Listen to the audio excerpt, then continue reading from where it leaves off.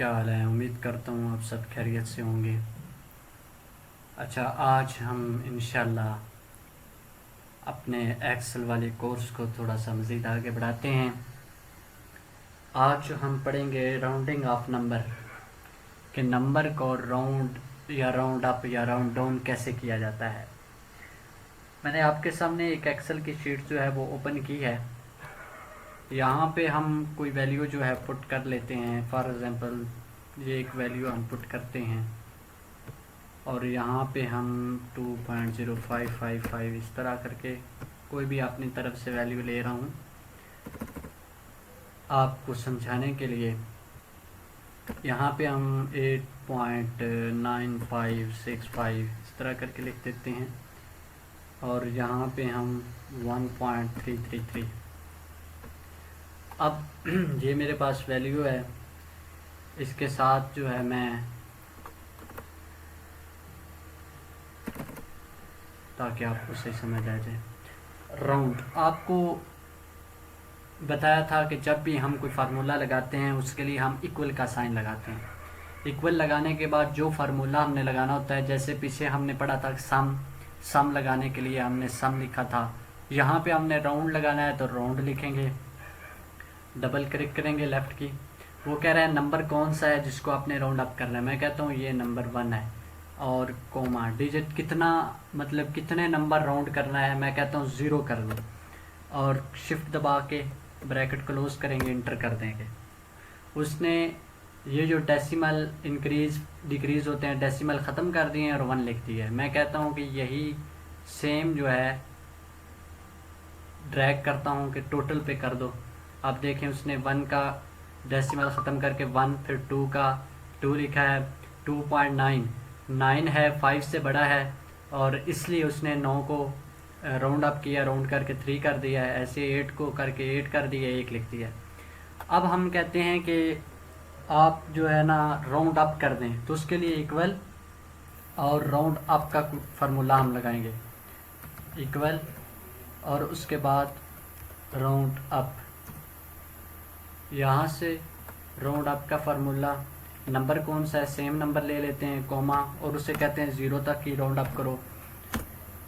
तो उसने देखें 2 कर दिया है। राउंड अप यानी कि बढ़ाना, वैल्यू को बढ़ाना। 1 से उसने 2 कर दिया है। यहाँ से सेम 2 से उसने 3 कर दिया है। यहाँ पे जब उसने राउंड किया था 2.99 था, 9 का जब राउंड करें 3 बनता है। 3 उसने जब 0 का ऐड किया है और प्लस किया है तो 3 हो गया। 8 का 9 हो गया। यानी कि यहाँ पे 2.9 था, 9 को राउंड करें 3 बनता है, वो 3 आ गया। 8 का राउंड करें 0 और 9 आ गया 1। सेम मतलब 1 का 2 आ गया।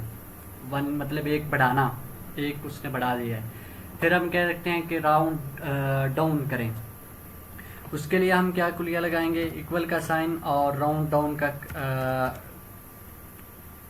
फार्मूला लगाएंगे और वैल्यू सेम दे देते हैं। हम उसे कहते हैं कि 1 जो है उसका राउंड डाउन करें, ठीक है, ओके। अब उसने 2 था यहाँ पे, जब राउंड कर 2 का उसने 1 कर दिया है, सेम नीचे तक लिए हैं। 2 का उसने 2.05 था, 2 कर दिया है। 2.9 था, 3 की तरफ जा रहा था, 2.9 कर दिया, 8.9 कर दिया है। यानी कि 1 बढ़ा दिया है। यहाँ पे वो बढ़ा रहा था, यहाँ पे वो कम कर रहा है, सॉरी कम कर दिया है। यहाँ से वो कम कर रहा है।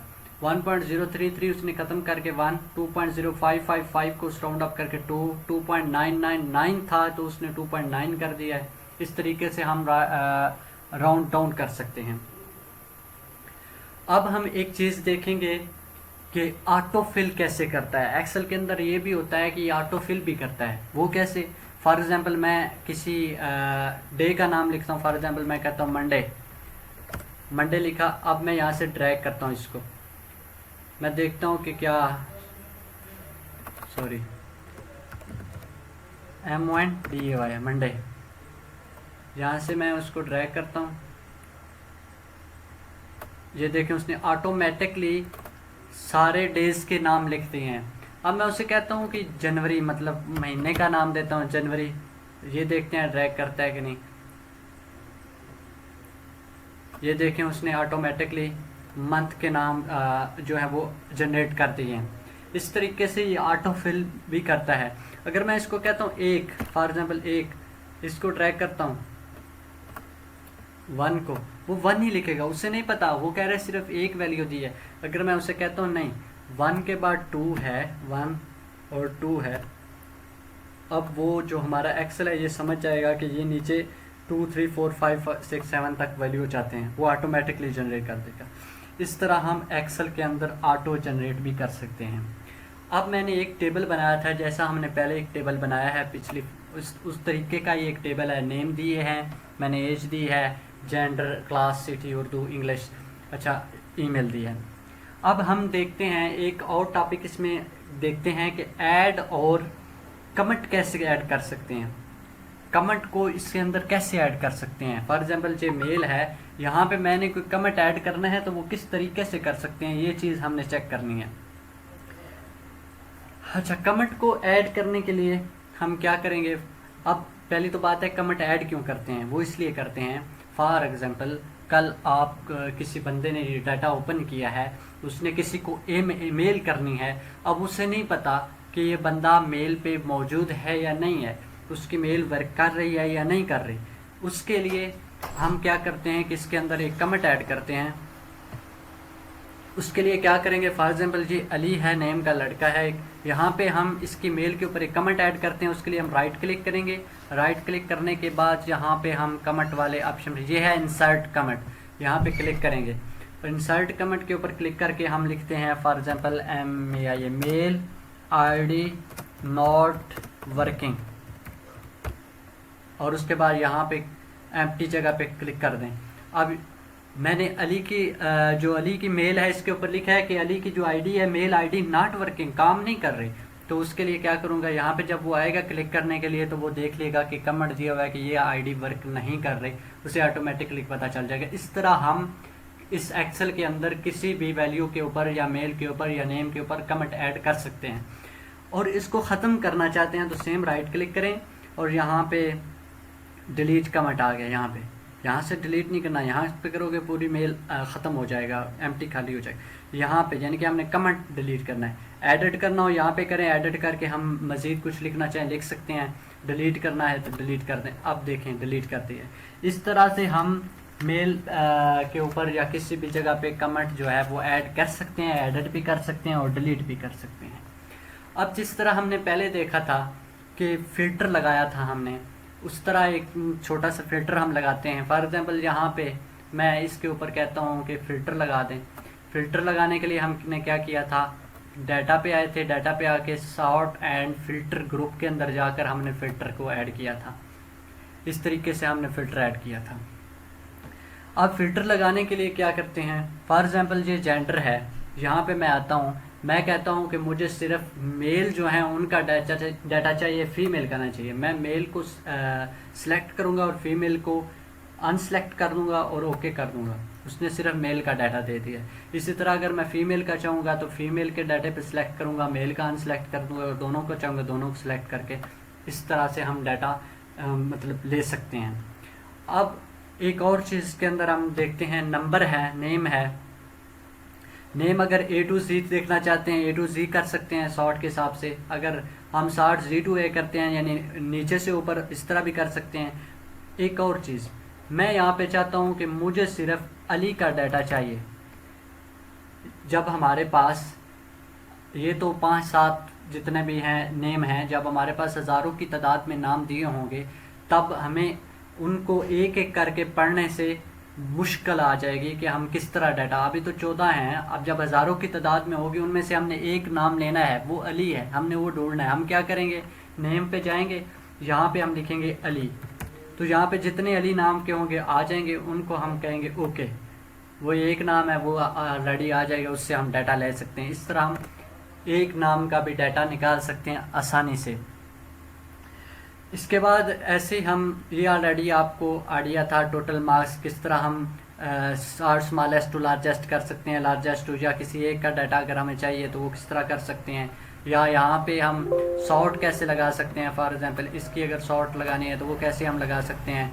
यहाँ पे आके हम जेंडर का फॉर एग्जांपल चाहिए, जेंडर का लगाते हैं, वैल्यू, ये वैल्यू ही रहने देते हैं, और A to C हमें चाहिए या Z to A चाहिए, इस तरह ओके करके। ये देखें उसने जेंडर जो है उसको फीमेल को ऊपर ले गया है और मेल को इकट्ठा कर दिया है, फीमेल और मेल इकट्ठे कर दिए हैं, मेल जहाँ तक मेल है और यहाँ से लेकर जहाँ तक मेल है ऊपर तक फीमेल है। इस तरह हम सॉर्ट के ऊपर जाकर भी फ़िल्टर लगा सकते हैं। यहाँ तक फ़िल्टर लगाना हमने ऑलरेडी भी सीखा था, किस तरीके से फ़िल्टर हम लगा सकते हैं। अब हमने टेबल को इंसर्ट करवाना है। ये एक टेबल तो बना हुआ है लेकिन प्रॉपर फॉर्म में नहीं है। उसके लिए हम क्या करेंगे, या तो हम Ctrl+T करेंगे तो ऑटोमेटिकली वो कहेगा कि फ़िल्टर, अगर हमारा टेबल इंसर्ट है ऑलरेडी।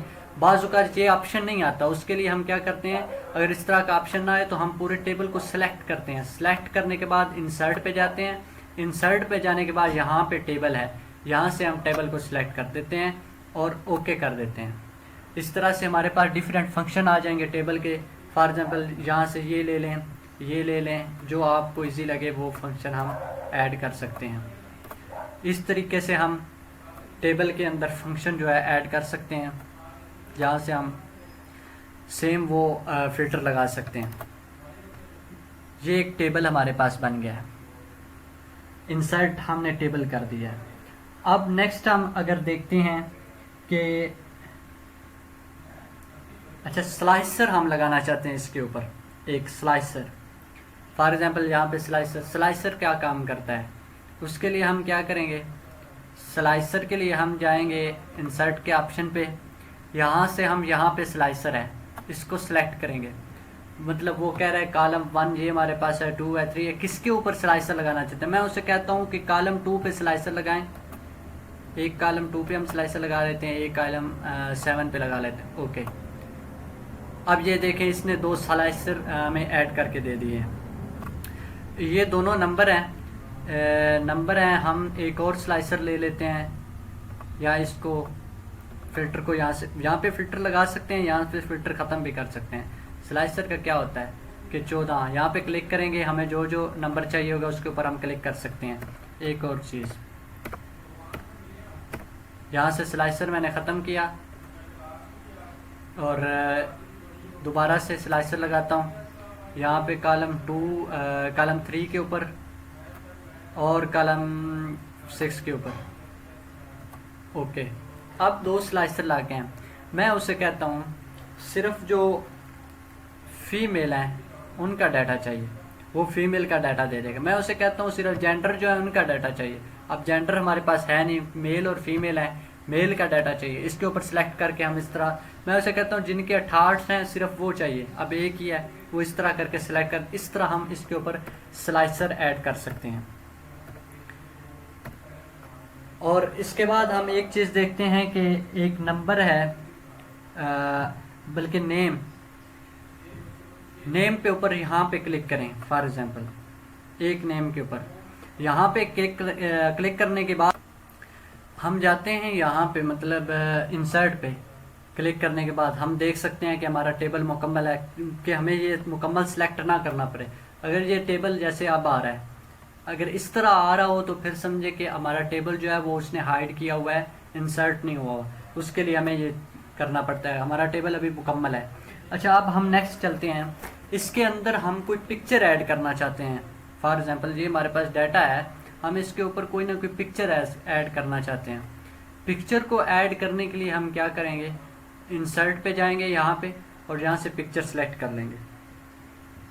पिक्चर सेलेक्ट करने, फॉर एग्जांपल मैं सेलेक्ट करता हूँ यहाँ पे कोई पिक्चर अगर पड़ी है तो ये पिक्चर सेलेक्ट कर लेते हैं, इंसर्ट करते हैं ये पिक्चर। इसको यहाँ से जहाँ पे भी हम पिक्चर लगाना चाहते हैं वहाँ पे लगा सकते हैं। अभी अगर मैं इसको यहाँ पे लगाना चाहता हूँ तो इस तरीके से आप जहाँ पे भी पिक्चर लगाना चाहें लगा सकते हैं। इस तरह हम पिक्चर का चेंज कर सकते हैं, कंप्लेक्स पिक्चर कर सकते हैं, रीसेट कर सकते हैं, वो हमारी मर्ज़ी है। इस तरह हम इसके अंदर एक्सेल के अंदर पिक्चर ऐड कर सकते हैं।